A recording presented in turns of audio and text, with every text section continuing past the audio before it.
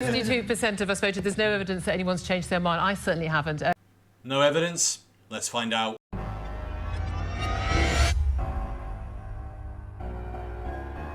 Hey everyone, welcome back to Political X.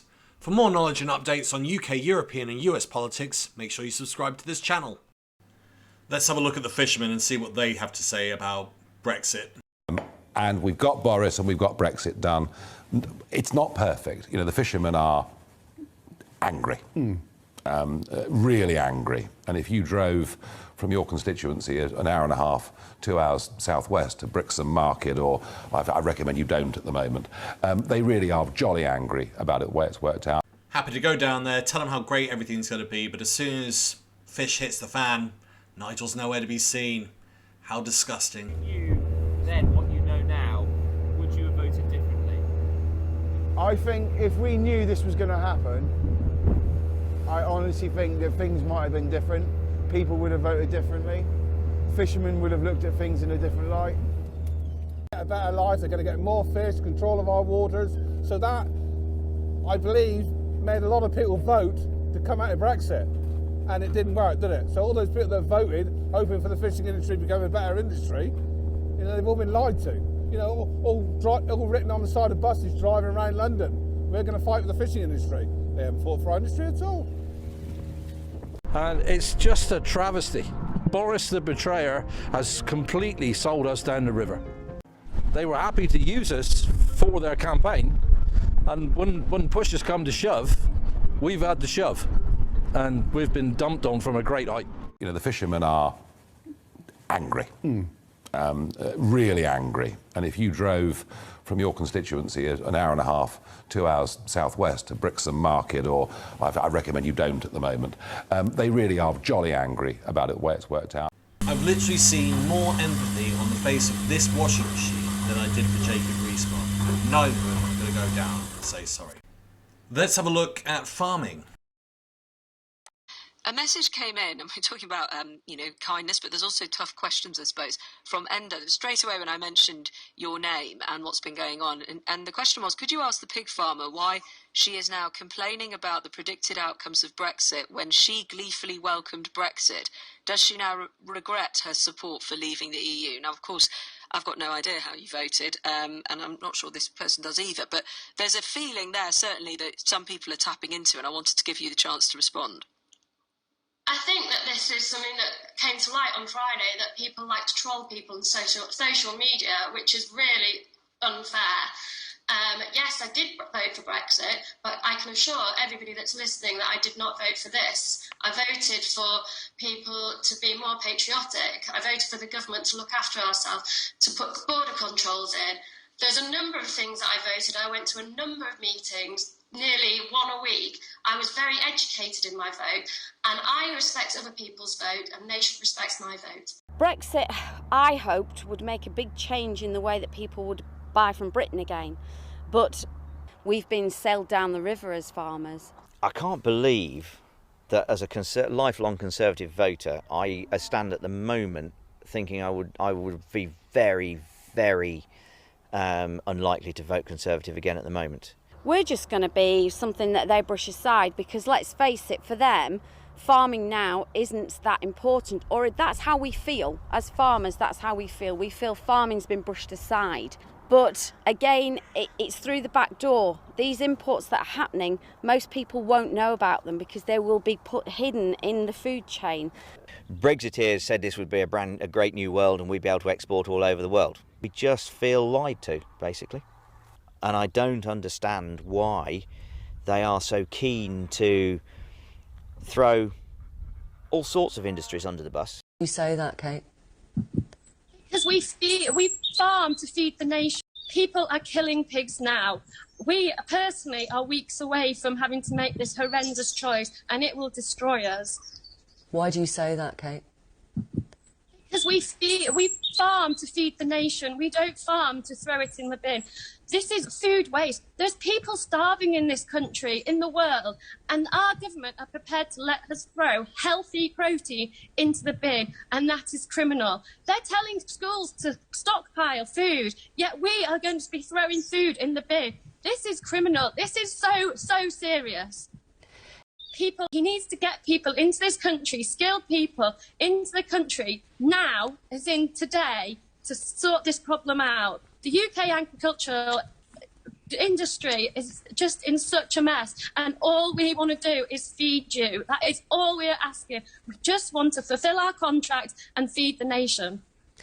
You'll know that the government have said that these shortages are the, quote, stresses and strains as the UK moves towards the government's aim of what they call a high-wage, high-skilled, high-productivity economy, and that you're addicted to cheap foreign labour and you've got to pay more to people to get British people to do these jobs. What do you say to that? I say, Boris Johnson, come and see me. Come and see my firm. Come and talk to my people that I employ, because I pay them really well. I look after them, as does every farmer in this country. Come and see us and have this conversation face to face, because we are dire. This is desperate. This is not our fight. This is the processors' fight. Come and speak to me, Boris Johnson. Have the guts to stand up and talk to us.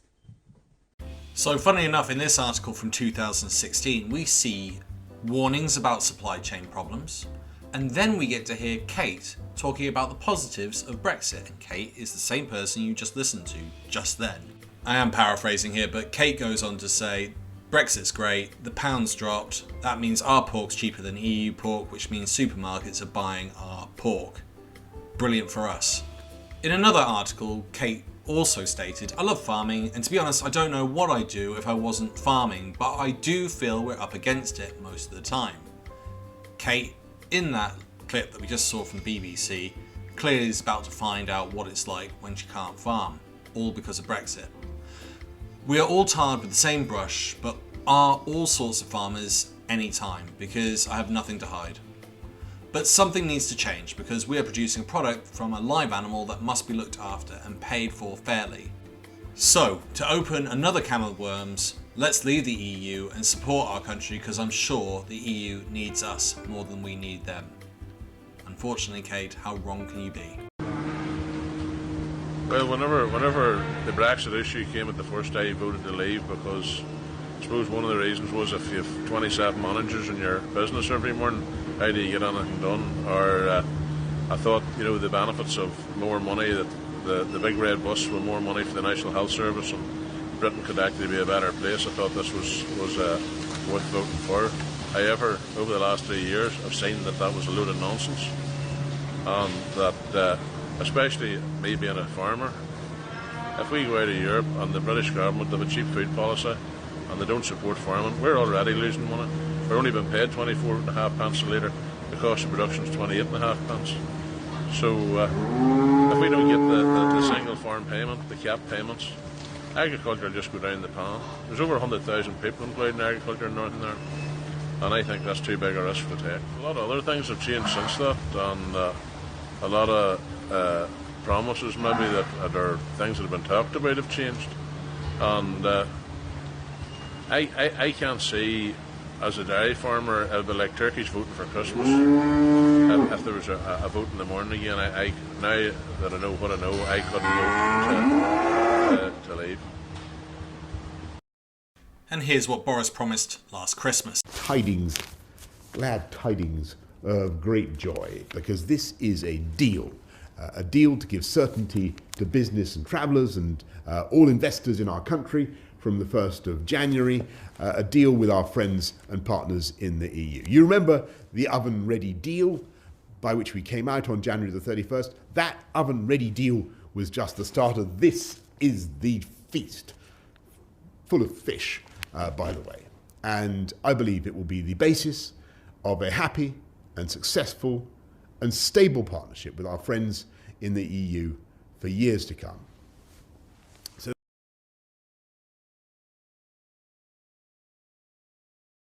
So, are there downsides to the Brexit deal? Yes, there are. Is there unfinished business, particularly in the case of Northern Ireland? Yes, there is. But against that, what I would say is we're already beginning to see the government, Oliver Dowden, for example, the Culture Secretary, over the weekend saying we're going to amend the messy GDPR. regulations where every time you try and look at a news site, you've got to consent to this or 1,000 agree to things, cookies yeah. or whatever it may be. It may be a little thing, but it's just one little example of ways in which we can simplify, make life easier, make life better. So Nigel really is some sort of dinosaur, and there's a reason why I've put that cookie up. But I'm going to talk about, firstly, what he was saying about there's some bad things about Northern Ireland, which he skips over. I mean, I've just shown you clips of the violence taking place there. You know, frankly, Nigel doesn't care. He's more than happy for violence to ensue as long as he gets what he wants, because he's a spoiled little child. So, before we had the GDPR, which is the thing that Nigel's suggesting is a good thing to get rid of, and there is a reason why they're getting rid of it, it's because it benefits business. It doesn't help us. When you go onto a website, you'll get something like this turn up. It'll be like cookie preferences, accept, and it should really say no, but some of them just go options and then you've got to delete them. Now, the reason for this is because the EU decided it's not good for them to have all of our information on their computers without our permission. So what a business can do, or used to be able to do, and probably will soon again in Britain, is take all your data, figure out what you're looking at, and they can either sell that on to other people, or they can research that data themselves and go, this type of person likes these items, and we're now going to be able to try and pinpoint better advertising at them. And you might not think that's a big deal, but actually there's a lot that can be worked out from that. That could include what naughty websites you are going to go and visit. That in itself might be enough to put you off, especially if that website that's tracking that data of your naughty websites you've been to is then being breached by someone else, or they're selling that data on to someone you don't know. Have a think about that next time when you're accepting that data, and be very angry that the government have decided to sell your private data because they're desperate for business. It gives them an edge. When coming into Britain, you can find out all the dirty little secrets of every single British person. As usual, Nigel's completely out of date from the Victorian period, doesn't understand anything about technology. He's a dinosaur, he's a ghost. So you think it was a terrible deal? Well, I personally would have been happy to vote against it. The only reason I voted for it is because there didn't seem to be an alternative. The Prime Minister came back and said he hailed it as a great deal. It was a breakthrough and it was all signed, by Christmas. Were you sitting there thinking, I don't know what you're talking about, this is a terrible deal? Were you thinking that all along? I was thinking, I suppose he's got to sell the deal, but it's not a great deal. I never thought, I thought it, we could live with it. And we've tried to live with it. We didn't kick over, we got a majority of 100. We didn't suddenly kick over the table and say, that's it, we're tearing it up. We've tried to make it work. But I think there's a bit of an irony now when we're discussing Brexit, because in my opinion, a lot of people voted for Brexit because they didn't want foreign workers coming over here taking our jobs. And now that's exactly the situation that we've got. We've got a lack of foreign workers, which is why we've got these shortages. Can I just hear from someone, because as I say, the majority of you voted for Brexit here in this. We select this audience very carefully to be representative. Can I just hear from someone who did vote? I'm assuming you didn't vote for Brexit. I did actually. You did? Yeah. OK, and you're still saying that. OK. This is not the Brexit I voted for. I voted to get all the fucking foreigners out of the country. I voted to grow our own plants, to grow our own food, to grow our own beef, to grow our own lives, to grow our own cotton. Now, I've only included this because GB News seems to be on a warpath with anything that's anti-Brexit, and yet a substantial amount of airtime was given to the fact that there's regret coming out, and it was being broadcast on GB News. You were a Remainer in the days and weeks before the Brexit referendum, but that you also predicted that we would leave the European Union. And I think you would then therefore say that your reasons for wishing to remain are now playing out. Would that be correct? Well, at the same time that I predicted that Leave would win based on my research, which was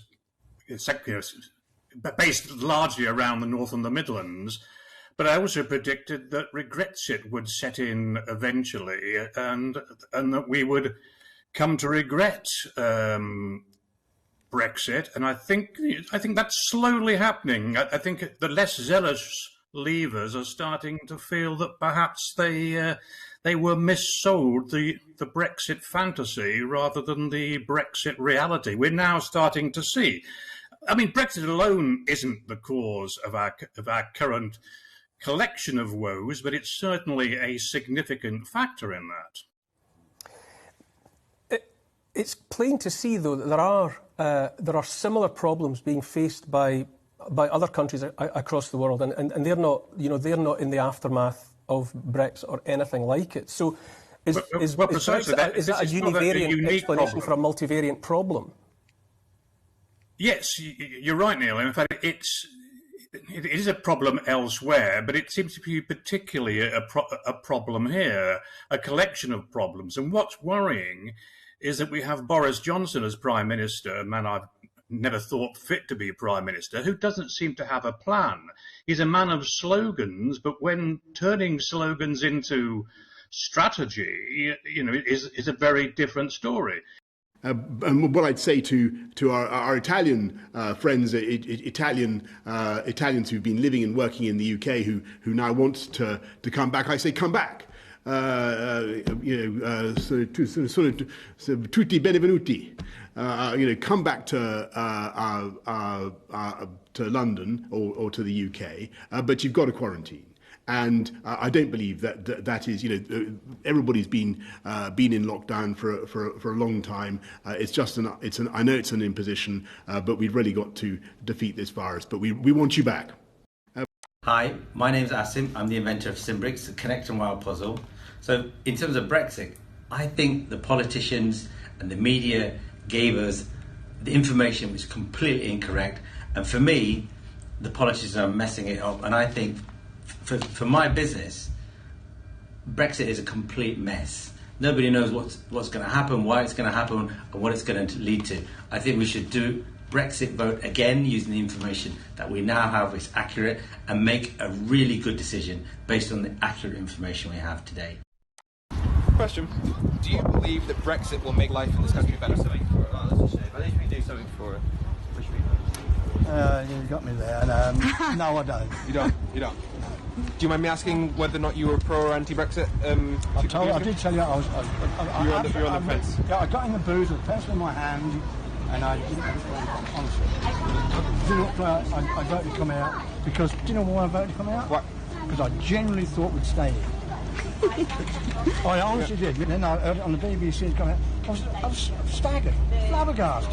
I would have put money on the stage. No, I want it to be really close. So there's a lot of people not, it's against Brussels, against that guy in Brussels. Tell us, I want to let them show that there's a lot of people. Of course, be careful what you wish for. Is